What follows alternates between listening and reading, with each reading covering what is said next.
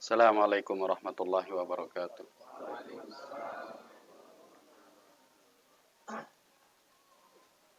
Alhamdulillah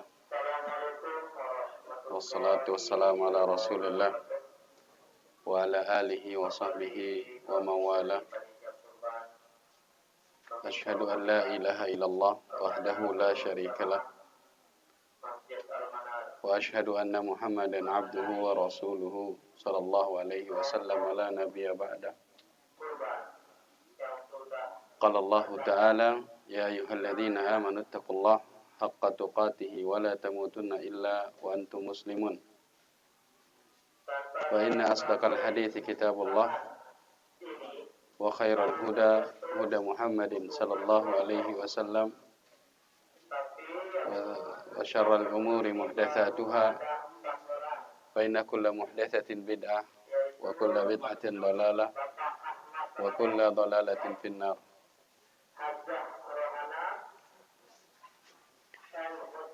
Jamaah sekalian yang dimuliakan oleh Allah Subhanahu wa taala.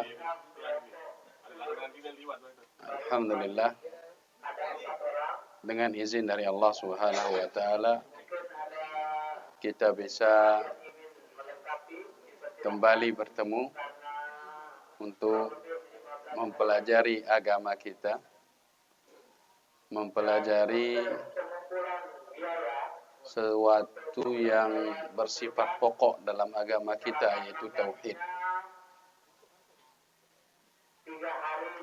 Ilmu yang kita tuntut pada malam hari ini semoga bisa menjadi pencerah bagi kita, penerang bagi kita, penuntun bagi kita menuju surganya Allah Subhanahu wa taala. Jadi penting kita menuntut ilmu karena ilmu yang kita miliki inilah kita bisa mengetahui mana yang hak dan mana yang batil. Terkadang orang yang tidak memiliki ilmu, orang yang jahil, itu akan menganggap orang yang benar itu salah karena tidak ada ilmu yang dia miliki. Betul orangnya sudah, tapi dia hukumi salah. Kenapa? Karena ilmunya yang dia tidak punya. Begitupun sebaliknya, orang yang salah bisa dianggap betul. Orang yang salah bisa dianggap betul. Karena apa? Karena tidak adanya ilmu.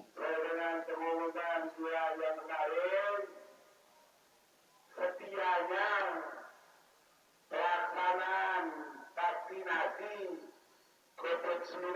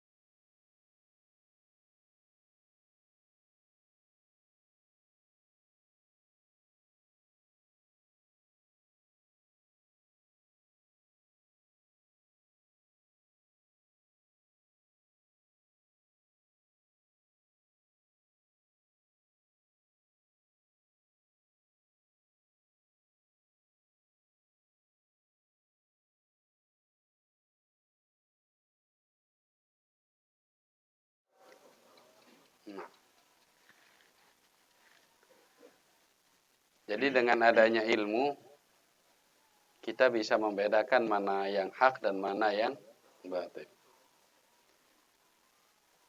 Orang yang tidak punya ilmu kadang menganggap orang yang salah itu benar, orang yang benar itu salah. Karena keterbatasan ilmu yang dimiliki. Makanya benar kata sebagian salaf, ketahuilah kebenaran itu apa, maka kamu akan tahu orang yang di atas kebenaran itu. Kalau kita tahu kebenaran itu apa, maka kita tahu orang yang benar dan mana orang yang salah.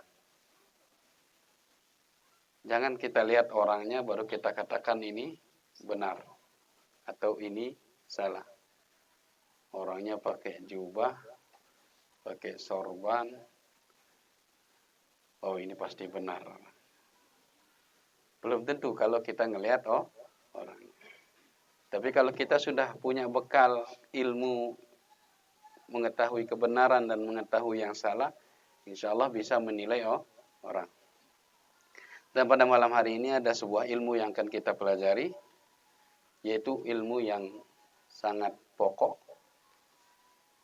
Sebuah kalimat, yang dengan kalimat ini amalan kita bisa diterima oleh Allah Subhanahu wa ta'ala. Tanpa kalimat niki, amalan kita tidak akan diterima oleh Allah Subhanahu wa ta'ala. Kalimat niki yang tidak mau diucapkan oleh Abu Thalib, paman Nabi Muhammad sallallahu alaihi wasallam, sehingga sebegitu banyak jasa beliau kepada Nabi Muhammad terasa tidak bermanfaat bagi beliau di akhirat.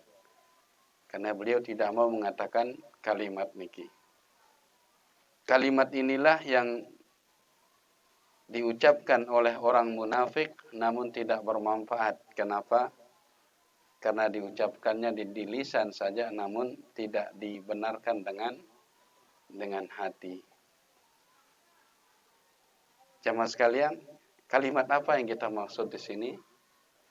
Kalimat la ilaha illallah. Kalimat la ilaha illallah ini adalah kalimat yang perlu kita pahami benar-benar maknanya, rukunnya, syarat-syaratnya. Karena setiap orang muslim yang mengaku dia muslim harus mengetahui la ilaha illallah. Di dalam Al-Quran dikatakan Allah Subhanahu wa ta'ala berfirman, surat Ali Imran ayat 18, Syahidallahu annahu la ilaha illallah wal malaikatu wa ulul ilmi qa'iman bil qist. La ilaha illallah huwal azizul hakim. Allah bersaksi, malaikat bersaksi, para orang-orang yang berilmu juga bersaksi bahwasanya annahu la ilaha illallah. Qa'iman bil qist. Mereka adil dalam hal ini. Innahu huwal azizul hakim. Allah maha perkasa dan maha bijaksana. Apa arti kata la ilaha illallah? Cuma ada muda ini. Apa arti kata la ilaha illallah? Kita tunjuk nih. Ini si baju putih nih, si 33 lebuli kelambin. Nah itu. Apa arti la ilaha illallah? Tiada Tuhan selain Allah. Ada yang lain? Apa arti la ilaha illallah?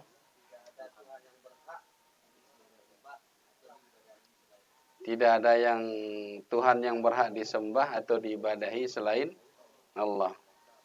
Nah, Masya Allah. Banyak orang yang salah memahami kata la ilaha illallah niki. Banyak mereka mengatakan tidak ada Tuhan selain Allah. Arti niki salah. Tidak ada Tuhan selain Allah. Tuhan niki maksudnya apa?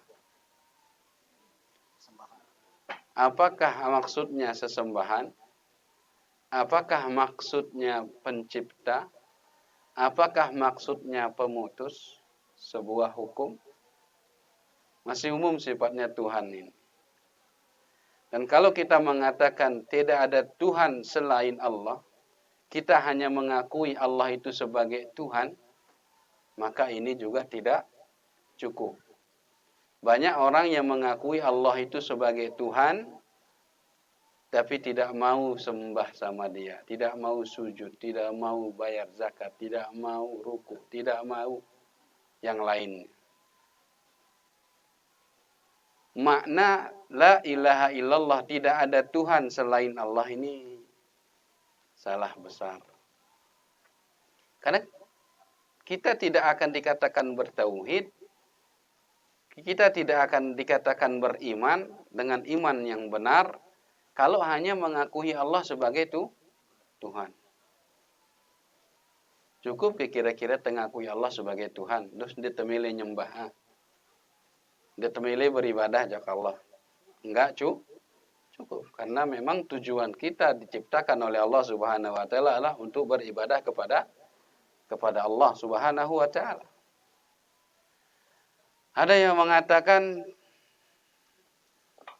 la ilaha illallah ini tidak ada pencipta selain Allah. Cukup ke kita mengatakan Allah itu sebagai pencipta, meyakini Allah sebagai pencipta, namun kita tidak beribadah. Cukup? Tidak cukup jamaah sekalian. Kalau kita artikan tidak ada pencipta selain Allah, kita yakini Allah sebagai pencipta aja sudah cukup. Saya ulangi, biar tidak salah paham. Lamun tengena arti la ilaha illallah, tidak ada pencipta selain Allah, berarti antum meyakini Allah itu pencipta, sudah cukup. Kalau ini artinya. Tidak ada Tuhan selain Allah, antum meyakini Allah itu sebagai Tuhan, berarti sudah cukup, tidak perlu lagi beribadah. Kalau ini artinya. Makanya yang benar adalah artinya tidak ada yang berhak disembah selain Allah Subhanahu wa ta'ala. Langsung ke intinya. Inti kita diciptakan oleh Allah. Inti diutusnya para rasul. Inti diturunkannya kitab-kitab Allah.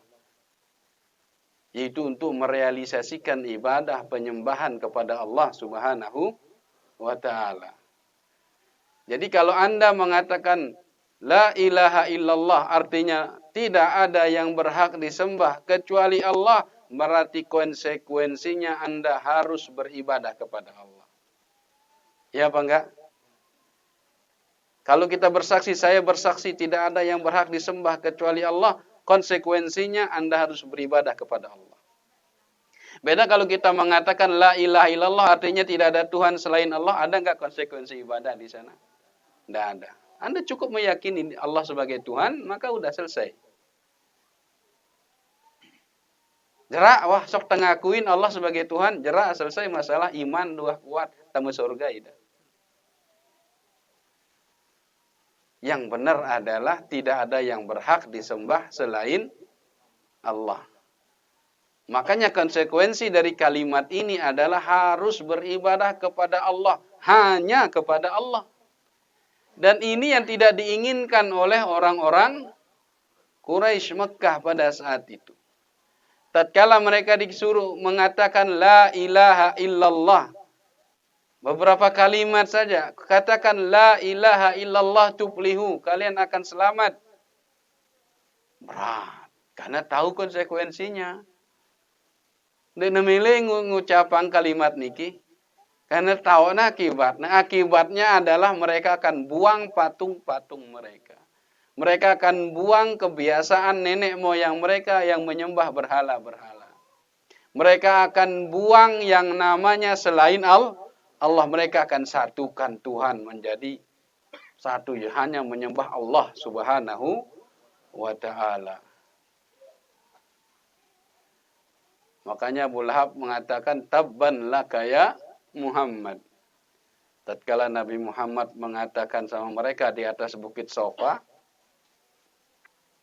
Seandainya aku katakan sama kalian di belakang bukit niki ada sebuah pasukan, satu peleton pasukan ingin menyerbu kalian.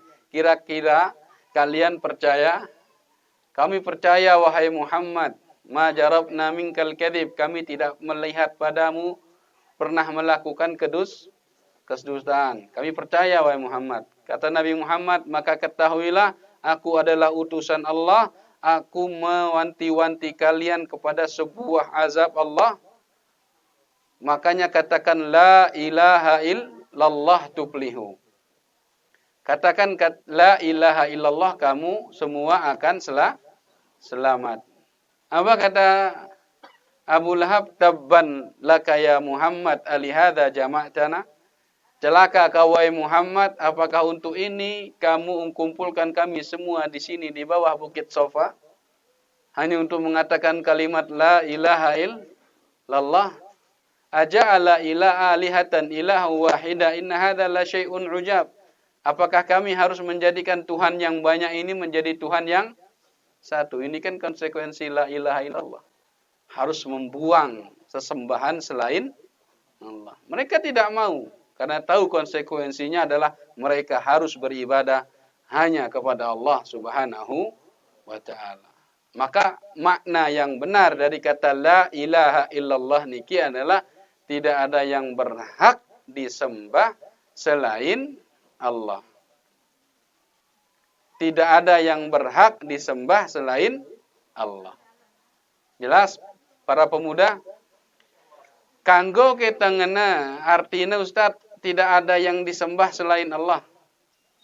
Tidak ada sesembahan selain Allah. Kanggo? Hah? Tidak ada sesembahan selain Allah. Hah? No. Onyonya kina. Kanggo? Kanggo apa ndek? No, kanggo. Tidak kanggo. Nenek kanggo. Karena kalau antum mengatakan tidak ada sesembahan selain Allah, berarti sesembahan yang ada sekarang ini, baik yang hak untuk disembah atau tidak berhak untuk disembah, itu adalah Allah. Siddhartha Gautama itu disembah kan? Apakah dia Allah? Apakah dia Allah? Tidak. Kalau kita mengartikannya dia tidak ada sesembahan selain Allah, tidak ada sesembahan kecuali Allah, maksudnya sesembahan yang berhak disembah, yang tidak berhak disembah itu Allah. Salah ini. Harus ada kata berhak. Harus ada kata berhak. Jadi makna yang benar adalah tidak ada yang berhak disembah selain Allah. Siddhartha Gautama disembah enggak? Disembah. Yesus Kristus disembah? Disembah. Siapa lagi?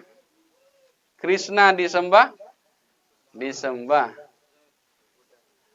Apa lagi? Hanuman disembah? Disembah. Tapi berhak disembah? Enggak. Tidak berhak disembah. Jadi apa arti yang benar? Tidak ada sesembahan yang berhak disembah kecuali Allah subhanahu wa ta'ala. Paham maknanya pemuda sekalian? Insyaallah.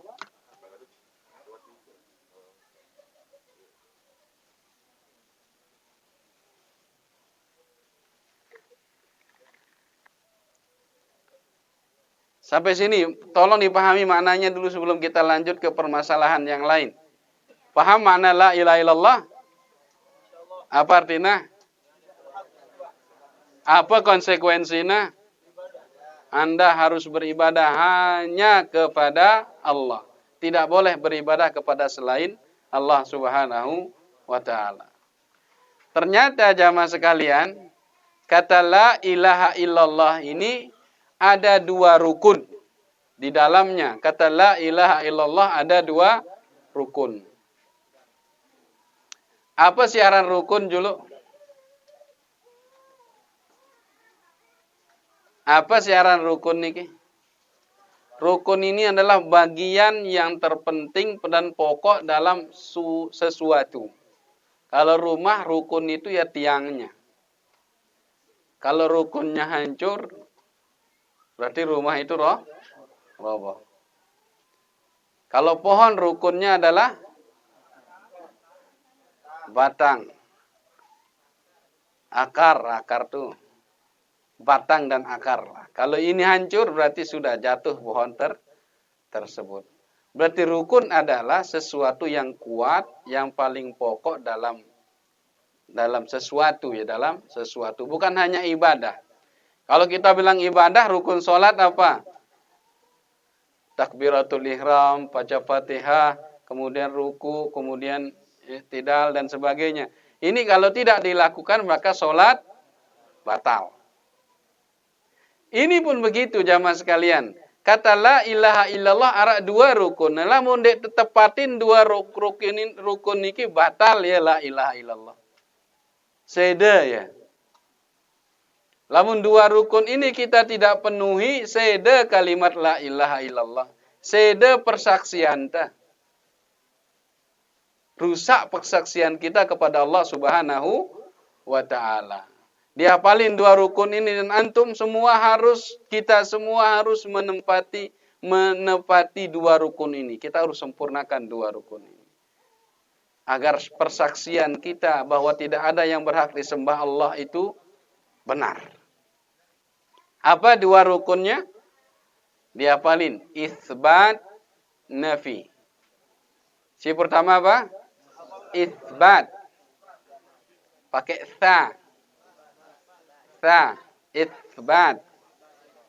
Nah, bukan isbat. Atau bukan pakai sot usbat. Pakai sa. Itsbat.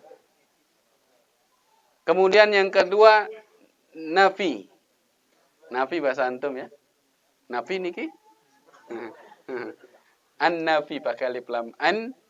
An-nafi. Isbat itu artinya menetapkan. An-nafi artinya meniadakan. Jadi dua rukunnya, tetapkan, tiadakan. Sudah. Isbat, nafi. Tetapkan, tiadakan. Apa yang kita tetapkan? Apa yang kita tiadakan? Yang kita tetapkan adalah yang berhak disembah Allah. Ini kita tetapkan. Kita tetapkan Allah lah yang berhak disembah. Yang kita tetapkan adalah Allah yang berhak disembah. Apa yang kita nafikan? Yang kita nafikan adalah sesembahan selain Allah. Saya ulangi, yang kita tetapkan apa tadi? Isbatnya apa? Kita tetapkan hanya Allah yang berhak disembah. Tetapkan itu. Kemudian yang kedua kita nafikan sesembahan selain Allah. Baru tauhid kita, persaksian kita bahwa tidak ada yang berhak disembah kecuali Allah itu benar. Saya kasih contoh biar lebih real. Saya bersaksi, saya tetapkan bahwasanya Allah yang berhak disembah. Saya tetapkan. Tapi saya masih berbuat syirik. Saya masih mendatangi dukun dan sebagainya. Berarti kita masih belum sempurna rukunnya. Masih mengakui sesembahan selain Allah. Kapan akan kita dikatakan sempurna la ilaha illallahnya? Apabila dua hal ini ada.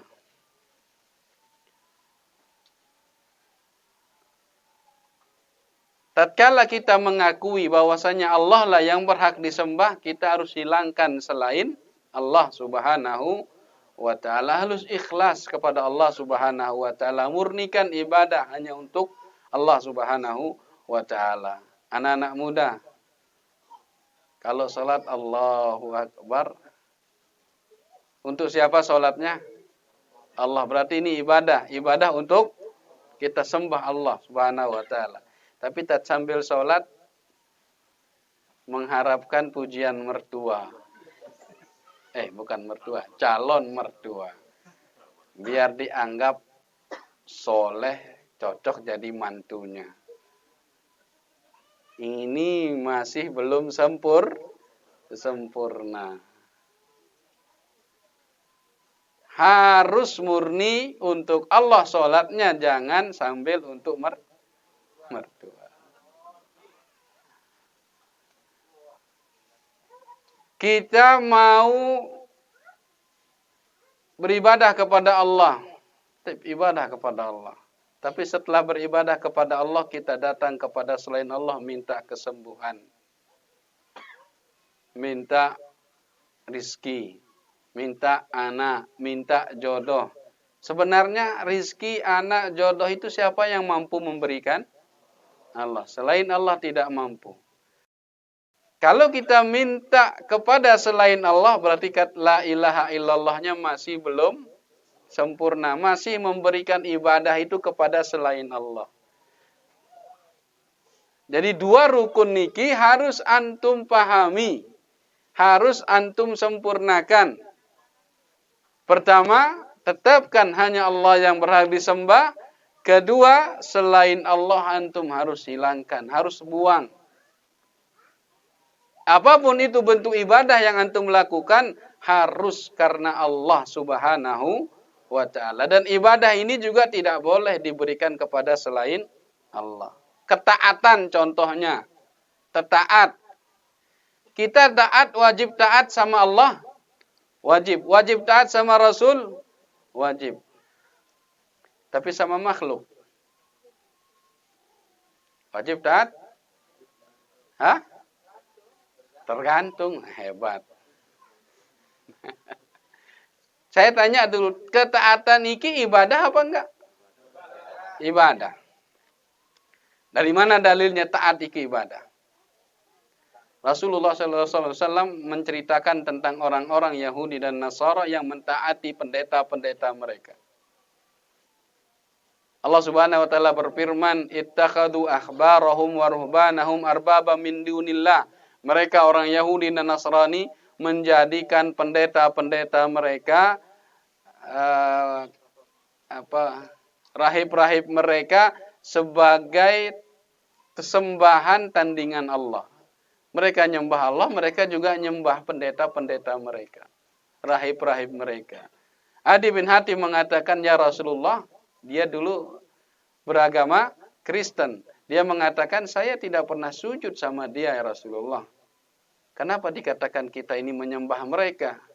Kata Rasulullah SAW, "Bukankah tatkala mereka mengatakan halal, padahal itu haram, kalian katakan halal. Tatkala mereka mengatakan ini haram, padahal itu halal menurut Allah, tapi kalian mengatakan haram. Kalian taat sama mereka seperti taatnya kalian kepada Allah Subhanahu wa ta'ala." Berarti di sini kata la ilaha illallahnya masih belum sempurna. Berikan totalitas ketaatan kita hanya kepada Allah Subhanahu wa ta'ala. Sama makhluk boleh taat, akan tetapi tidak dalam maksiat kepada Allah Subhanahu wa ta'ala. Ini salah satu contoh yang namanya ibadah itu memang harus kita peruntukkan hanya kepada Allah Subhanahu wa ta'ala. Takut ibadah, takut ibadah.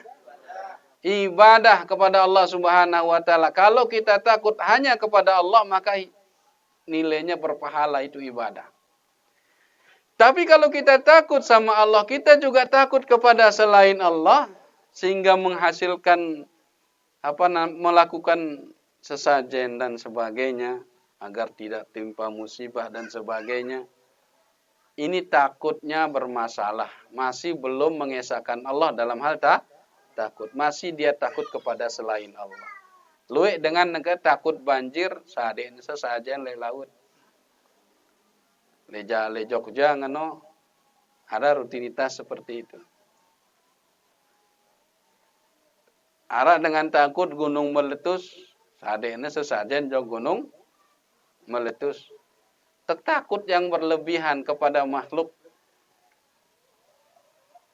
Ini beberapa contoh tentang hal yang namanya ibadah harus kita serahkan hanya kepada Allah Subhanahu wa ta'ala. Karena inilah kandungan dari kata la ilaha illallah. Ada dua rukun yang harus kita sempurnakan. Kita tetapkan hanya Allah yang berhak disembah. Adapun selain Allah harus kita buang. Ada dalilnya Ustaz? Ada. Dalilnya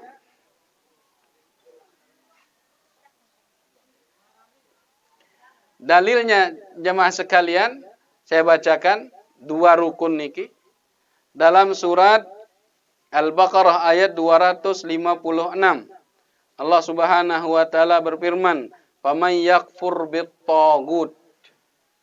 Barang siapa yang kufur dengan tagut. Apa tagut? Sesembahan selain Allah Subhanahu wa taala. Dia tidak beriman dengan tagut, dia tidak nyembah tagut.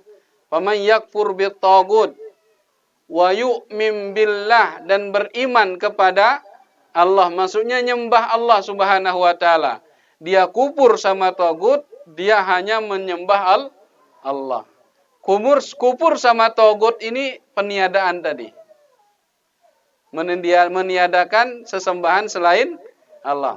Barang siapa yang kufur sama tagut, tidak beribadah sama tagut, kemudian beriman kepada Allah, ini itsbat, menetapkan hanya Allah yang berhak disembah, faqad istamsaka bil urwatil wuthqa, maka dia sungguh telah berpegang kepada tali yang sangat kuat. Apa tali yang sangat kuat? Tali la ilaha illallah. Anda akan dikatakan sudah berpegang kepada la ilaha illallah kalau tidak beribadah kepada selain Allah dan hanya beribadah kepada Allah Subhanahu wa ta'ala. Dua rukunnya ada di sini. Al-kufru bit-taghut wal yu'min billah. Kufur sama peribadatan kepada selain Allah dan hanya beriman kepada Allah Subhanahu wa ta'ala. Yang lain, mele bertemu barang Allah di akhirat, nikmat yang paling indah di surga adalah memandang wajahnya Allah Subhanahu wa ta'ala. Memandang wajahnya Allah Subhanahu wa ta'ala. Lagu ndak terbayang wajah Allah marah wajah itu dah. Wallahu ta'ala a'lam. Allah yang maha tahu tentang wajahnya, tapi Allah mengatakan Allah memiliki wajah, Nabi Muhammad mengatakan Allah memiliki wajah. Seperti apa wajahnya? Wallahu ta'ala a'lam. Dan nanti kita akan lihat di akhirat tatkala kita sudah masuk surga. Dan dia merupakan nikmat yang paling kita tunggu-tunggu dan nikmat yang paling besar yang kita dapatkan di dalam surga. Allah Subhanahu wa taala berfirman, "Lilladzina ahsanul husna wa ziyadah." Lilladzina ahsanu, orang-orang yang beriman, bagus amalannya, lahumul husna. Bagi mereka adalah husna. Husna itu maksudnya surga. Wa ziyadah, setelah surga ada tambahannya. Ziyadah itu artinya tambahan.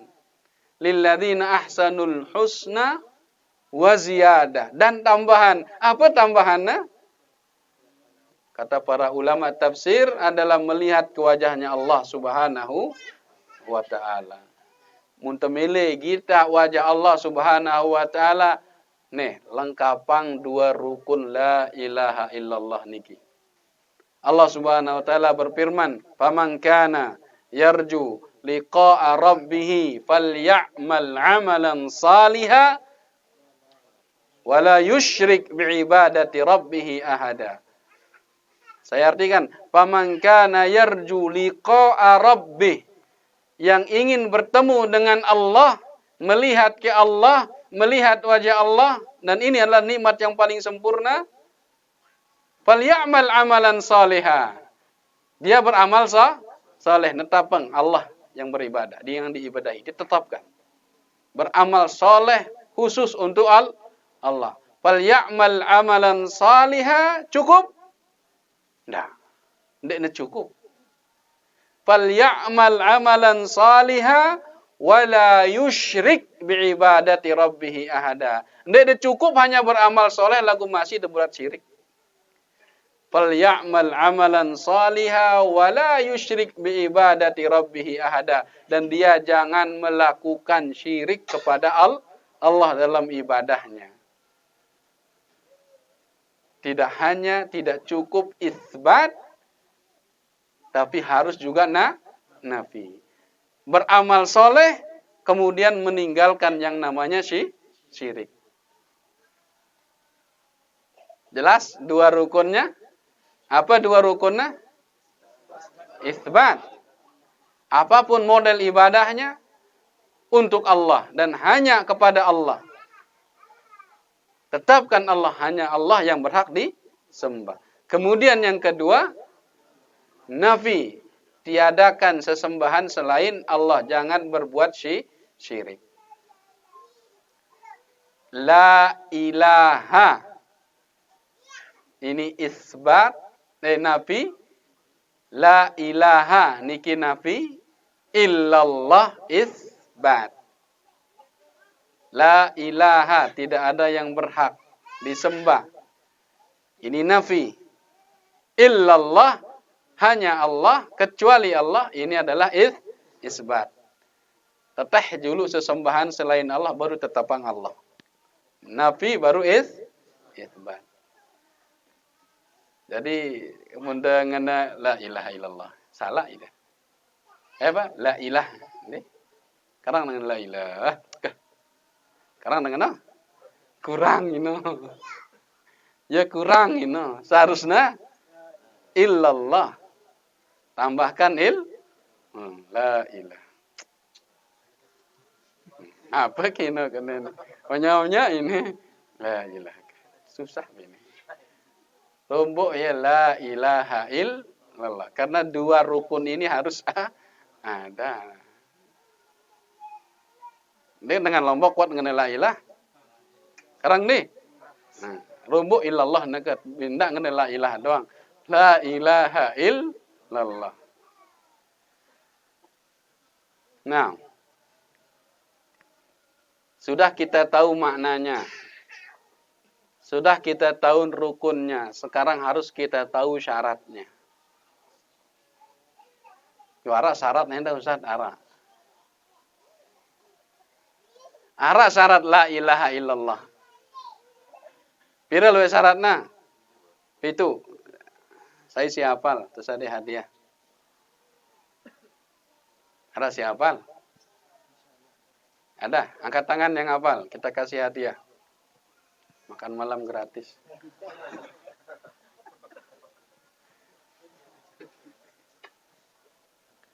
Ada yang tahu? Ikhlas, satu. Jujur. Cinta. Mahabbah. Ingkiat. Tunduk. Ya tunduk ya patuh.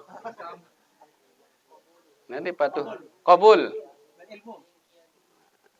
Ilmu. Baru 5. Sidku, jujur. Satu lagi. Qabul sudah. Apa lagi? Dah pada hafalan. Berharap. Wah, itu rukun ibadah itu. Yang pertama ilmu. Dihafalin. Ilmu. Al-yaqin. Ikhlas. Sidqu. Jujur. Mahabbah. Inqiyad. Al-qabul. Saya ulangi. Al-ilm. Berilmu. Al-yaqin. Yakin. Ketiga, ikhlas. Keempat, as-sidqu. Jujur. Kelima, mahabbah. Cinta. Keenam, inqiyad. Tunduk. Al-qabul. Nerima. Apa maksud ini? Si pitu niki. Ilmu. Syarat Anda mengatakan la ilaha illallah, itu harus ngilmuin maknanya, rukunnya, konsekuensinya, syaratnya. Harus memiliki ilmu. Jangan seperti anak kecil yang atau seperti beo, la ilaha illallah tapi tidak tahu ilmunya apa karena la ilaha illallah beo. Ini kira-kira tahu ya artinya? Jangan seperti beo, jangan seperti anak kecil. Orang yang mengatakan la ilaha illallah harus paham maksudnya. Bahwasanya tidak ada yang berhak disembah kecuali Allah. Ini artinya ilmu. Kita dengar azan dulu.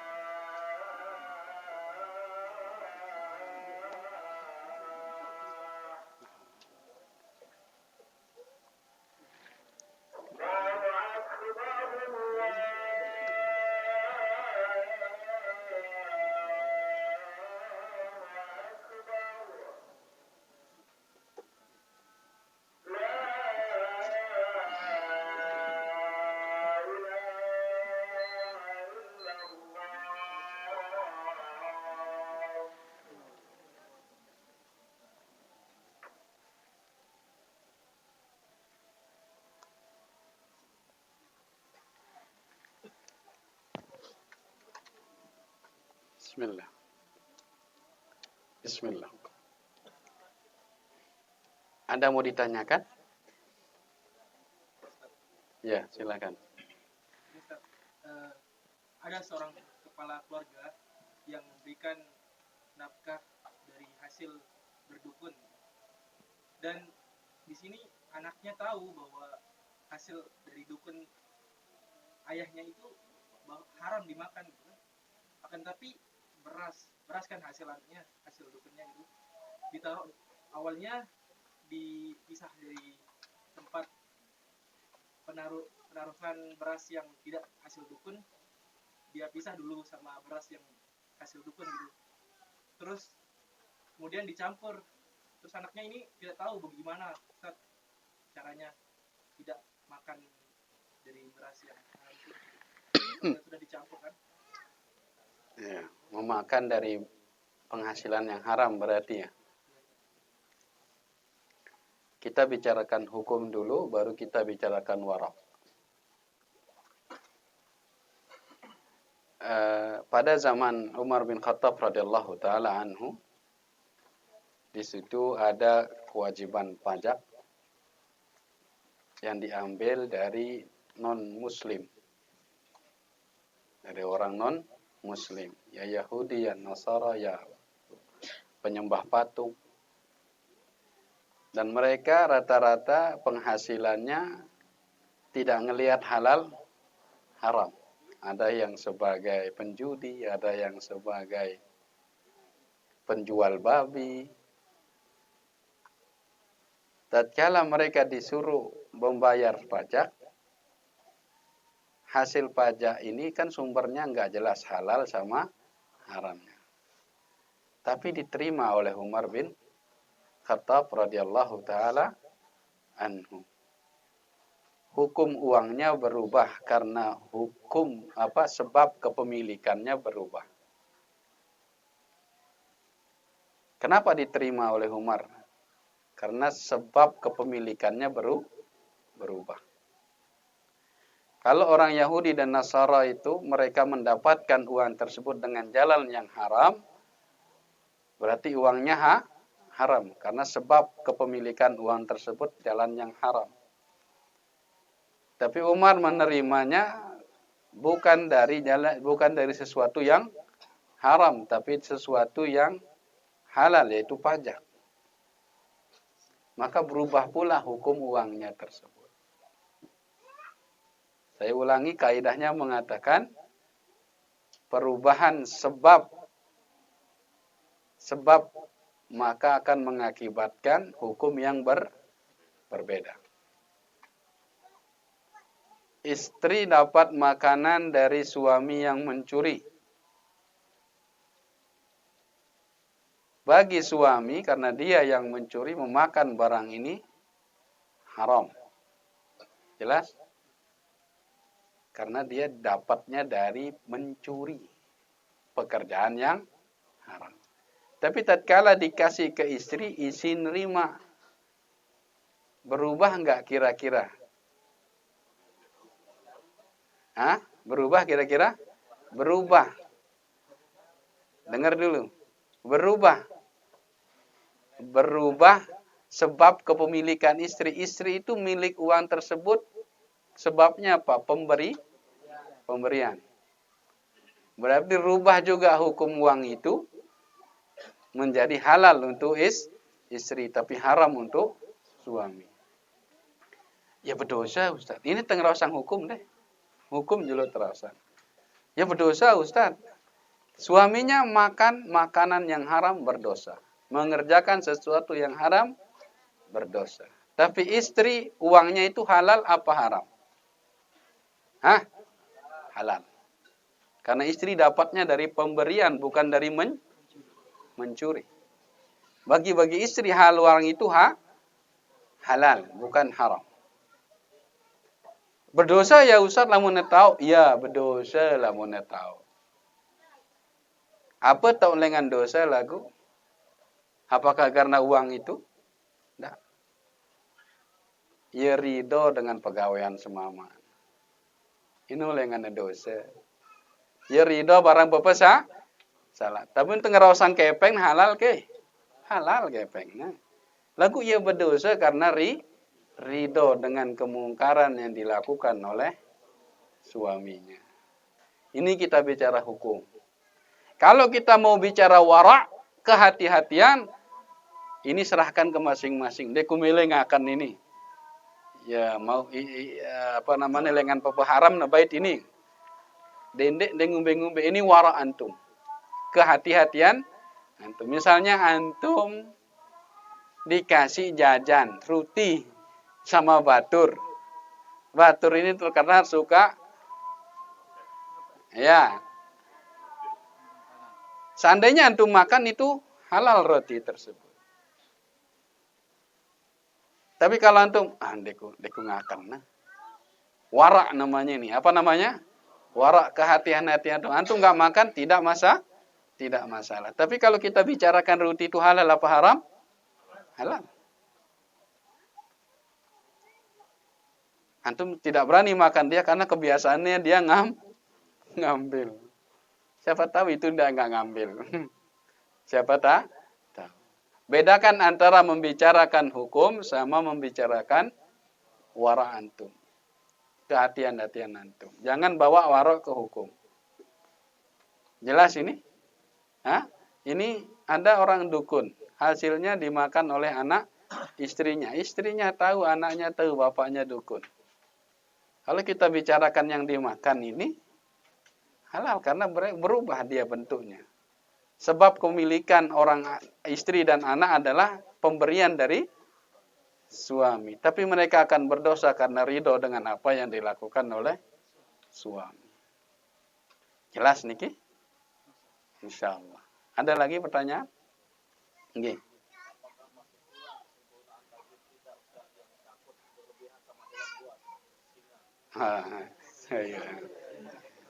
Ide takut jok singa. Pawing dia takut.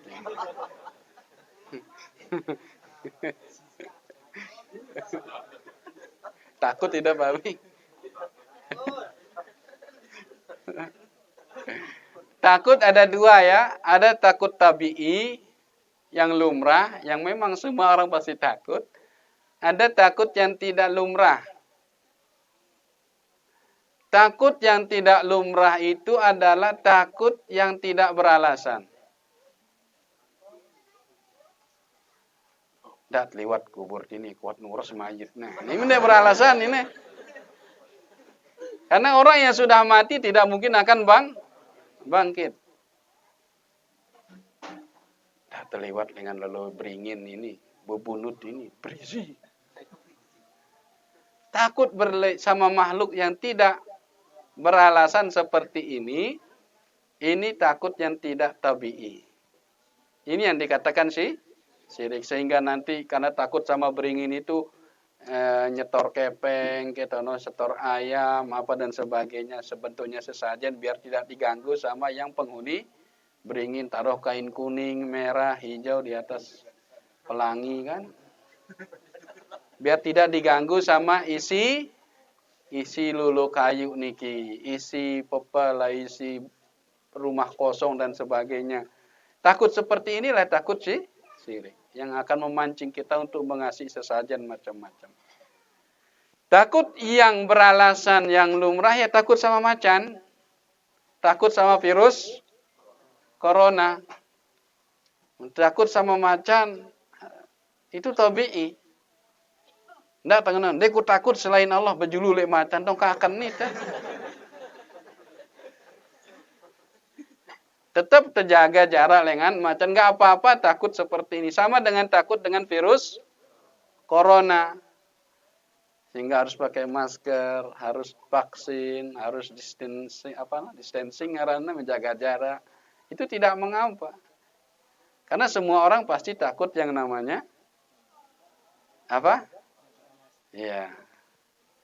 Nangka takut tu selak tabi'i ya pandai. Arak ke selak niki. Arak ke selak. Arak singena arak. Wah pada begita, coba angkat tangan si wah kita selak. Wah ada begita. Lembe. Ndek iki anu kresek si putih ngene-ngene kita dino. Ya. Sekarang sela itu realita ada memang ya, tidak bisa kita pungkiri, ada. Apakah takut sama dia itu termasuk syirik? Hah? Tidak. Karena dia tabi'i.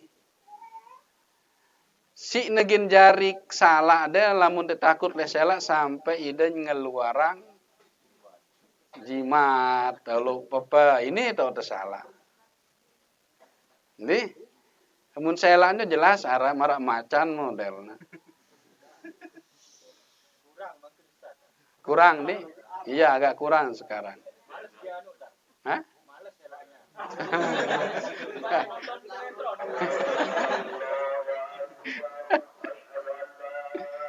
Jadi takut ada dua ya. Ada takut tabi'i, ada yang tidak tabi'i. Yang takut tidak tabi'i ini itu takut kepada selain Allah yang tidak beralasan. Bangkit mayat, arwah terbang, penghuni pohon bisa mencelakakan kita. Ini tidak beralasan. Yang tabii itu tadi, yang lumrah, yang biasa beralasan takut sama macan, takut sama ular, takut sama virus corona dan sebagainya. Jadi nggak apa-apa takut sama macan. Berari walengan macan. Nggak ada maju gara-gara dia takut selain Allah. Kita salat apa kita lanjutkan pertanyaan? Salat dulu ya. Kita cukup dulu. Kita lanjutkan dengan salat di sini. Subhanakallahumma rabbana wa bihamdika asyhadu an la ilaha illa anta. Assalamualaikum warahmatullahi wabarakatuh.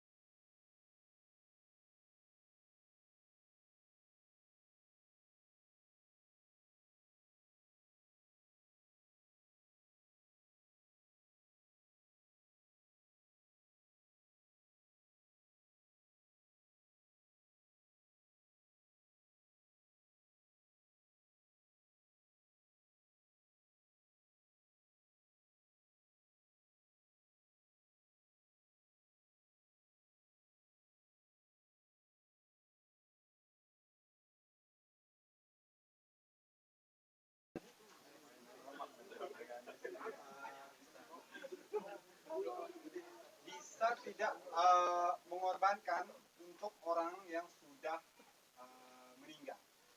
Korban atas nama orang yang sudah meninggal. Korban Idul Adha maksudnya ya. Siapa yang punya korban perasaan? Mengorbankan orang yang sudah meninggal. Maka ini dibolehkan ya. Misalnya kita sudah punya orang tua, sudah meninggal. Kita pengen korbankan untuk orang tua kita, maka boleh kita korbankan untuk orang kita yang sudah meninggal. Jadi tatkala disembelih itu sebut namanya hadaan. Hadaan. Bismillah. Tatkala mau nyembelih itu. Misalnya namanya Sumanto. Hadaan Sumanto. Bismillah. Boleh untuk mengorbankan orang yang sudah meninggal dunia. Sama juga membayarkan sedekah. Kita bersedekah tapi tujuannya untuk orang yang sudah meninggal. Saya sedekah masjid untuk orang tua saya yang sudah meninggal. Maka boleh.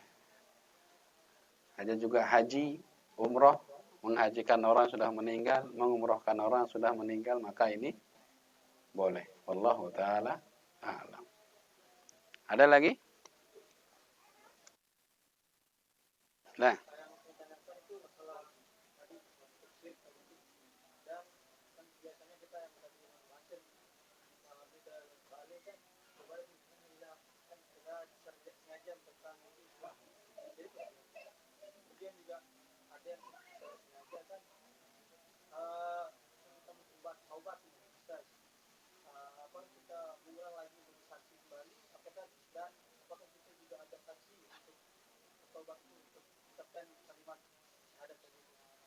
Ya. Mengatakan la ilah tanpa illallah ya. Kalau cuman imror namanya cuman lewat di lidah gitu saja, tanpa ada niat bahwanya tidak ada yang berhak disembah kecuali Allah, maksudnya dia meniatkan selain Allah itu ada juga sesembahan.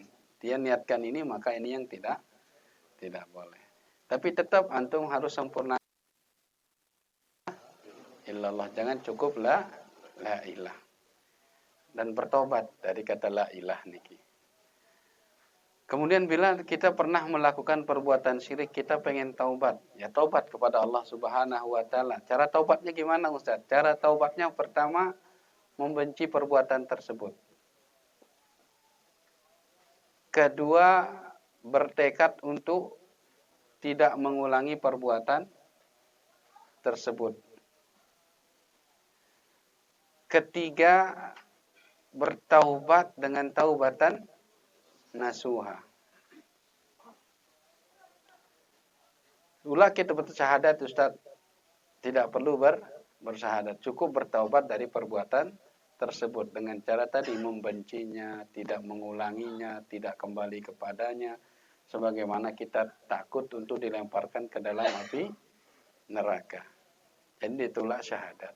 Ulah kita saksiang si dengan taubat tu Ustaz, ndin ulah ide wah urusan itu barang Allah Subhanahu wa taala.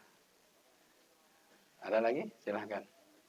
Boleh enggak kita mengucapkan la ilaha illallah tapi dalam keadaan marah? La ilallah dalam keadaan Saling dimarahi. La ilaha illallah.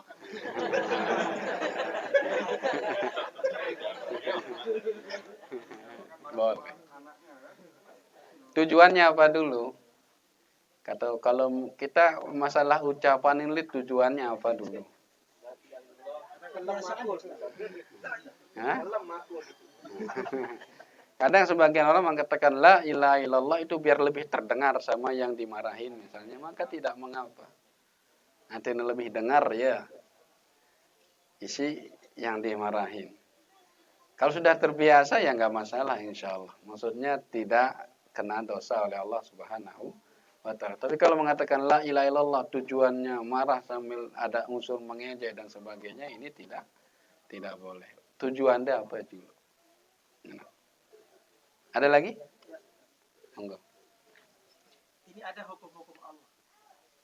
Tadi taat ya, masalah taat. Ada hukum Allah yang kita langgar, tetapi setelah kita diberitahu, kadang-kadang kita tidak bisa taat karena ada sesuatu di situ. Misalnya ada kepentingan orang atau ada kepentingan tenaga kerja di situ. Kalau kita taat langsung, banyak tenaga kerja yang akan hilang, banyak pencarian yang akan hilang.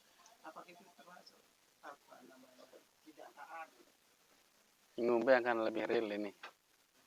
Kalau real ini Contoh realnya. Misalnya begini, kita sudah minjam di bank, Hah, itu kan sudah riba itu, Ustaz. jelas, ya. Kita mau tutup riba ini di bank, kita kena penalti. Terpaksa kita ansur dulu. Nah, kalau kita misalnya ini taat kena penalti, tidak ada uang.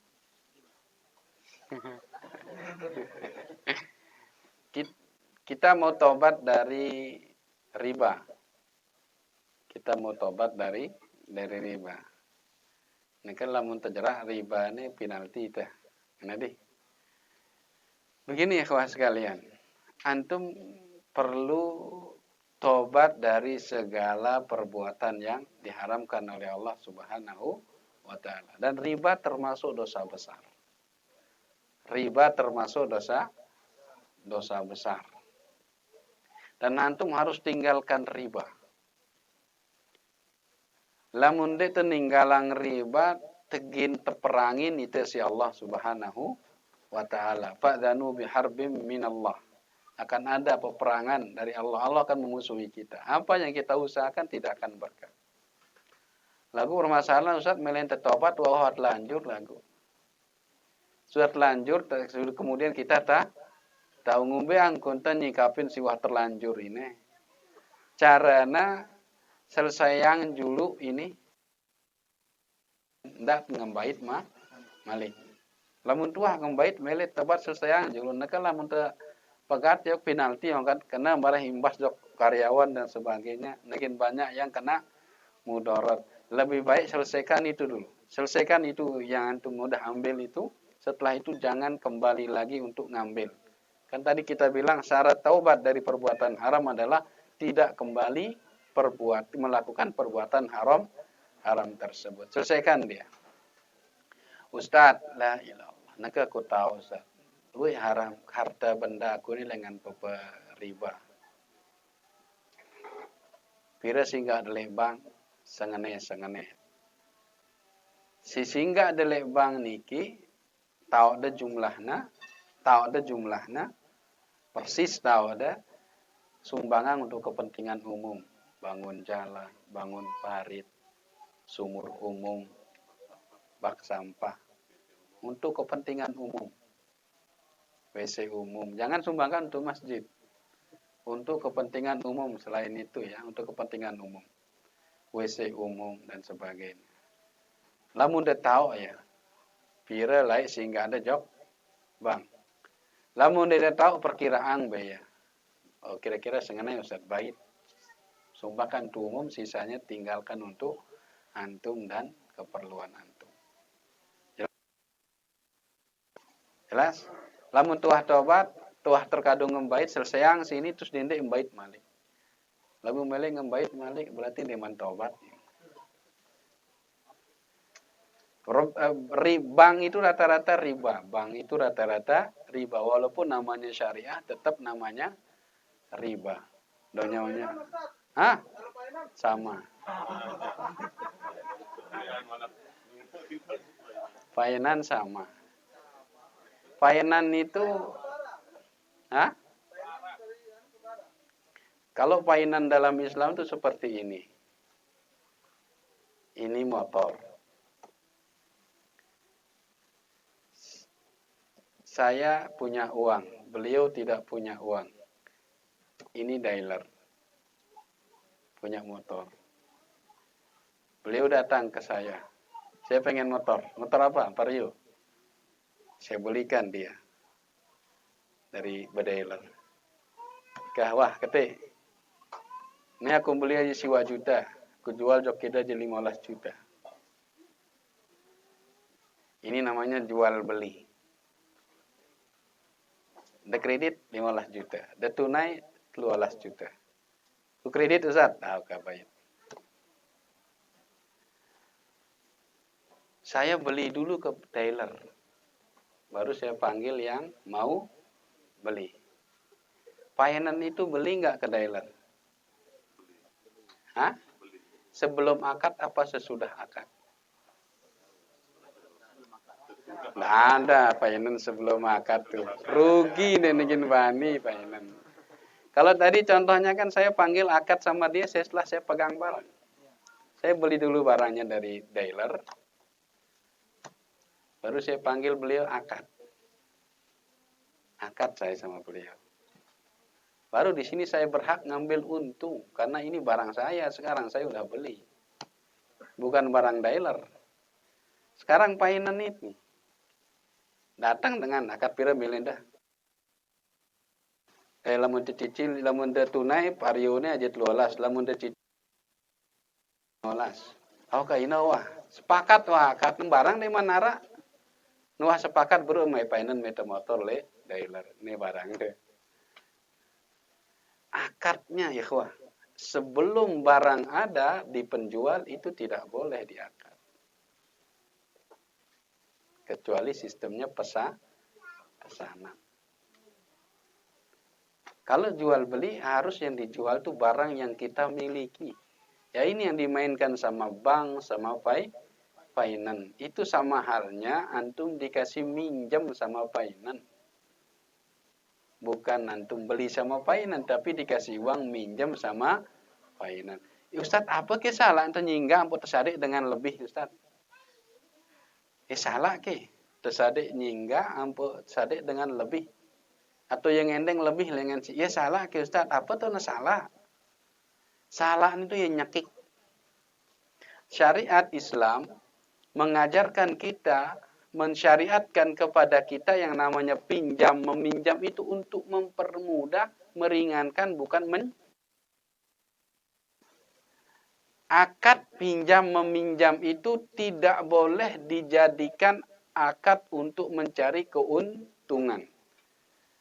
Syariat mengajarkan kita tujuannya adalah untuk meringankan beban saudara, makanya Ustaz minjem mau kepeng lidah. Pira melenda 1 juta. Nih. Pira anda tulakang ya. Seminggu Ustaz tahu. Cuma seminggu datang.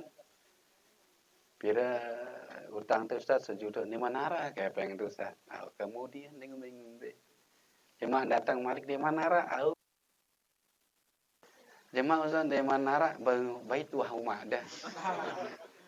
Itu tujuan sebenarnya meringankan orang yang tidak mampu, membantu orang yang tidak mampu, bukan malah mencekik. Ustaz, tinggal kepeng, pira 1 juta. Oke.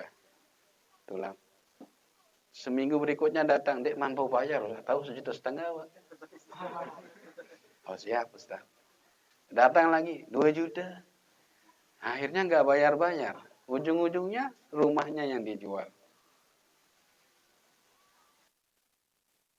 Tujuan persyariatannya apa? Untuk membantu, meringankan beban orang, bukan untuk mencari keuntungan. Lamun demele mencari keuntungan arah akad lain namanya akad jual beli. Akad jual beli itu untuk mencari keuntungan. Jelas? Iya. Dan rata-rata yang di painan yang kemudian minta lebih. Rentenir model baru. Ya.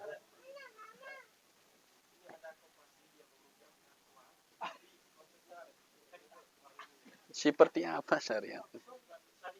Ya seperti apa dia maksudnya?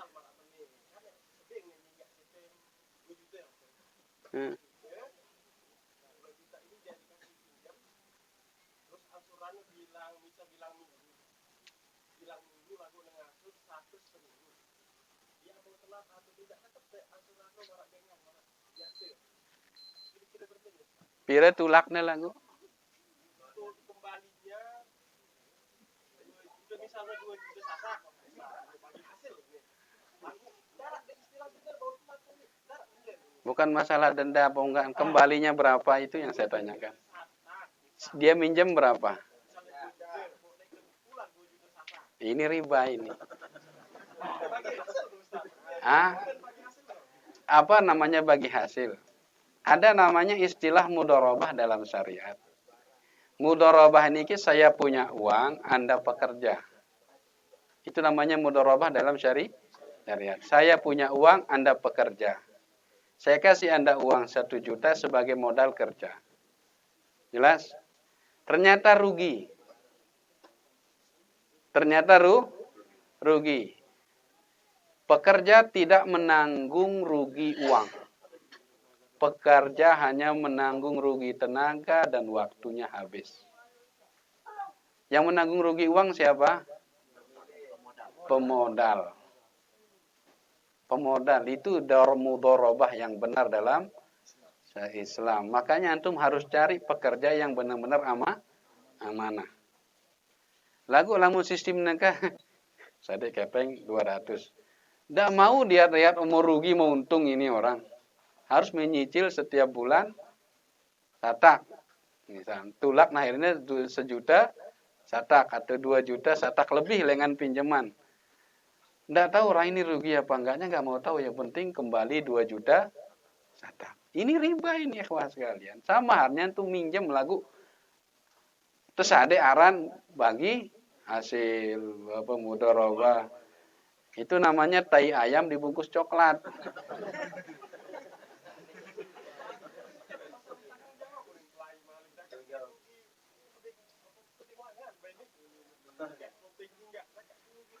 Ngene angkun ku singgah lide lagu ketulakang pira si singgah kuino.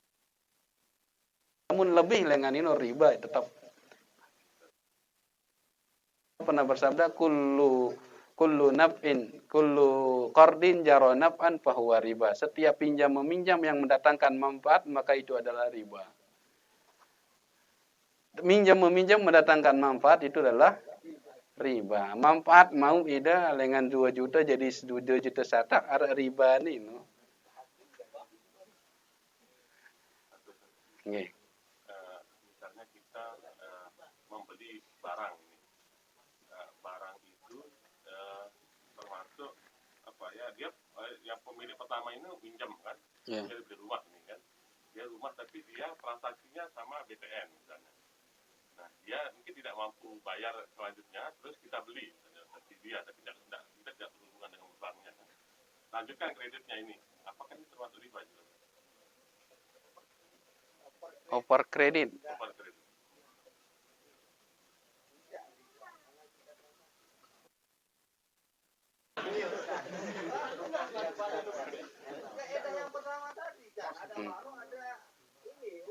Iya. Jadi modelnya gini, ada rumah, dibeli dari bank dengan cara kredit. Pemilik pertamanya yang kredit. Minjem apa beli? Dia minjem. Minjem ke bank. Enggak, pertama, Yang punya rumah itu siapa? Bank kah atau yang orang lain pengusaha? Bank. Hah? Jelas bank. Kalau bank yang punya, dia yang jual, maka tidak mengapa. Itu bukan masalah itu. Bank yang punya ini barang ini. Tapi kita tidak berhubungan dengan bank, kita berhubungan dengan pembeli Enggak, yang minjem itu. bukan. Pembeli yang pertama sebelum antum beli. Oh iya, dia punya Dia bank. beli sama bank atau beli sama orang cuma dikasih pinjam sama bank. Saya dibeli sama bank. Kalau dia beli sama bank nggak masalah. Kalau dia beli sama bank tidak masalah. Itu bukan muamalah ribawi. Yang masalah itu adalah rumah itu punya orang, cuman bank itu memberikan pinjaman. Ini masalah.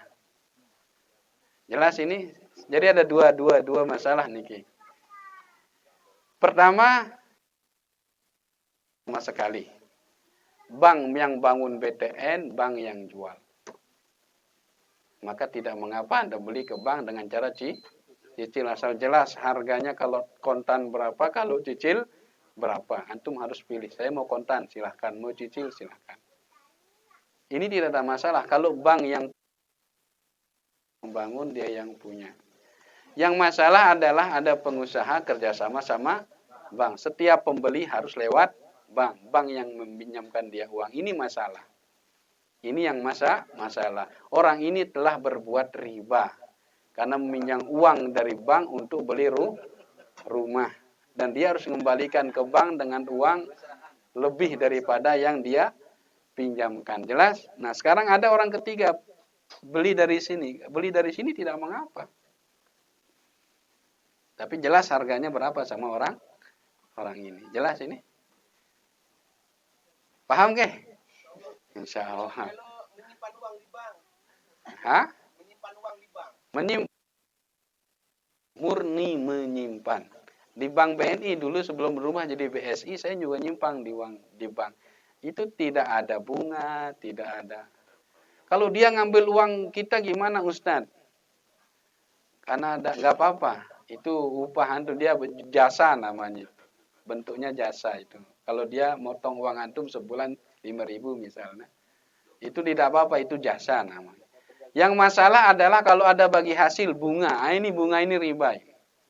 Antum lebih baik kumpulkan ribanya berapa, antum ambil 1 tahun, antum sedekahkan untuk kepentingan umum. Tapi dia putar uang itu sama bank.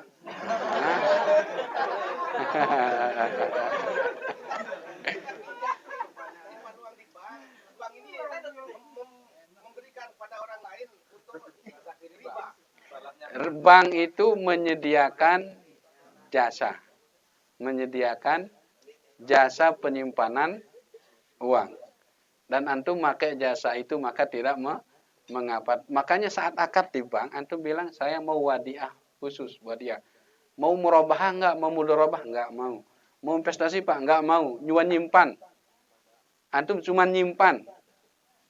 Akadnya saya mau nyimpan saja, enggak mau ada bunga, enggak mau ada bagi hasil, enggak mau. Itu antum tidak berdosa, akhi. Walaupun uang antum digunakan oleh bank untuk bisnis ribanya. Sama seperti sida yang nuluk kepeng le tiang. Saya titip kepeng teh, kira 10 juta. Oke. Dia bisnis, dia apa? Nitip kepeng le tiang 10 juta. 10 juta.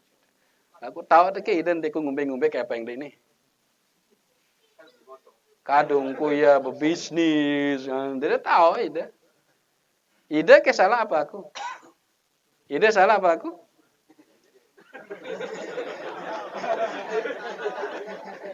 Ide ndak salah, ide ndak mau dosa, aku mau dosa sing gawe kepeng deh ini. Padahal akadnya cuma nggak boleh ngambil manfaat titipan, nggak boleh kita ngambil manfaat dari titipan tersebut. Bank tetap salah berdosa. Ada ustaz di Kubani bareh membantu orang dalam perbuatan dosa. Bedende dia tuluk kayak pentele bang simpen lah tono pinangnya gorong-gorong beli. Aman nih dah. Kita sekarang bicarakan hukum. Boleh nggak nambung di bank tanpa ada persyaratan investasi dan sebagainya? Boleh. Karena bank itu menyediakan jasa dan kita minta jasa itu. Dan kita tidak ada niat membantu dia untuk memutar uang itu untuk kepentingan bisnis ribanya dia. Enggak. Insya Allah aman nanti. Tapi kalau antum mewarak untuk kehati-hatian nanti kubani dan mai angat ku Ustaz bedepina rana berangkas di dalam balen dah. Nah. Nggih. Yang titipan tadi ini kasusnya adalah orang yang menitip dari Malaysia kita misalnya, tetapi dia membebaskan, artinya kita yang dititipin itu mampu mengembalikan kapan dia memintanya. Akad awalnya apa? Artinya mengirim gitu ada yang Nitip atau apa? ya, artinya nanti pas dia kapanpun dia mau ngambil dari uangnya itu, ini kan campur uangnya kita dengan uangnya adalah satu balik. Hanya saja jumlahnya yang berubah. Akadnya apa dulu? Ikhwah, ini masalah muamalah ini akadnya apa dulu akad? Akad awal itu yang kita lihat.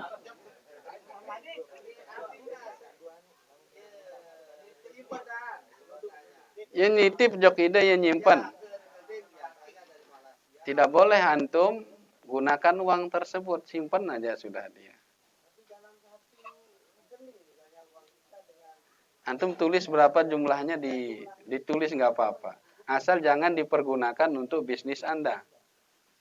Kalau cuma disimpan, ditulis di situ, oh ternyata uang saya di bank 500 juta.